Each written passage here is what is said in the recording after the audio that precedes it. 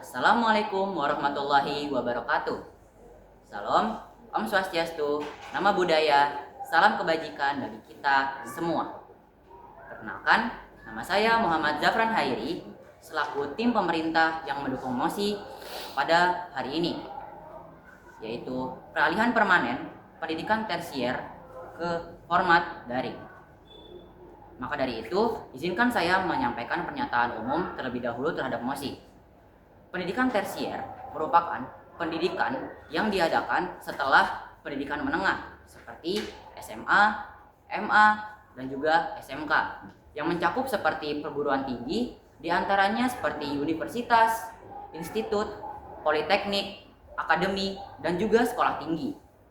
Tetapi pada kenyataan sekarang ini, universitas, akademi, dan juga pendidikan tersier lainnya mengadopsi salah satu pembelajaran yang memang sudah lama diterapkan, yaitu hybrid learning atau pembelajaran gabungan, di mana suatu pembelajaran yang memadukan antara pertemuan tatap muka dengan dosen di ruang kelas dan juga pertemuan secara daring yang bersifat online. Tetapi pada kenyataannya masih memiliki beberapa masalah serius yang perlu diadopsi kembali dan dibuat lebih baik, yaitu yang pertama, para mahasiswa yang bersifat perantau seperti dari luar daerah masih cukup kesusahan dalam manajemen pembiayaan diri mereka, karena di saat mereka memenuhi kebutuhan sehari-hari, di samping itu mereka juga harus untuk menyiapkan dana tambahan untuk koperasi dan kooperasional kampus. Belum lagi ditambah dengan cicilan UKT atau upah kuliah tunggal yang memang bervariasi di setiap individu dan tidak bisa disamaratakan. Maka dari itu, saya menyampaikan dua argumentasi saya terhadap MOSI sekaligus menjadi indikator pembahasan saya. Yang pertama adalah soal aksesibilitas.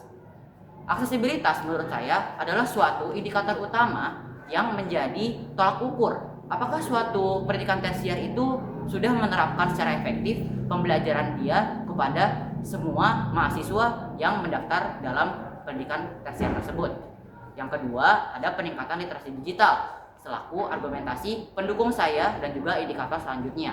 Karena dengan adanya peningkatan literasi digital bisa meningkatkan kompetensi setiap individu, tidak terbatas kepada hanya individu yang memiliki latar belakang yang cukup dari materi, tapi juga para individu yang memiliki berbagai macam latar belakang dari luar daerah, tidak terbatas hanya kepada kota-kota besar saja. Yang pertama, soal aksesibilitas. Dengan adanya aksesibilitas dalam format daring dapat menghapus segala keterbatasan jarak maupun wilayah. Itu tentu suatu kabar baik kepada para mahasiswa untuk mengedepankan masa depan yang penuh pemerataan dan keadilan dalam proses pembelajarannya. Dengan adanya aksesibilitas tidak hanya terbatas kepada soal administrasi saja, tetapi juga membahas persoalan pembelajaran di dalamnya. Dengan adanya aksesibilitas di format daring dapat menjadi media pembelajaran yang lebih efektif dan lebih luas dengan menyesuaikan kebutuhan masing-masing individu.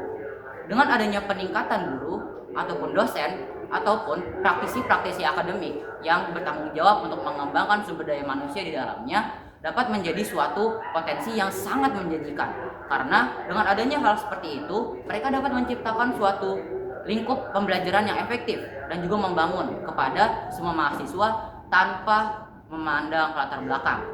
Yang kedua adalah soal peningkatan literasi digital.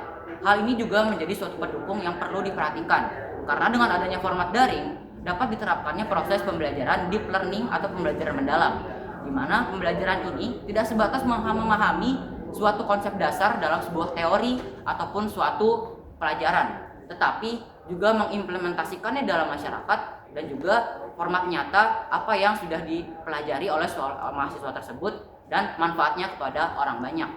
Dengan adanya peningkatan literasi digital di format daring, itu juga bisa menjadi suatu media yang tanpa batas dalam mencari berbagai literatur dan juga bahan ajar yang memperhatikan komposisi dan kebutuhan masing-masing individu dalam proses pembelajaran mereka. Dengan adanya peningkatan berbasis kecerdasan buatan atau artificial intelligence, itu juga bisa menjadi suatu bahan pendukung sebagai kebijakan peningkatan literasi digital ini bisa lebih baik ke depannya.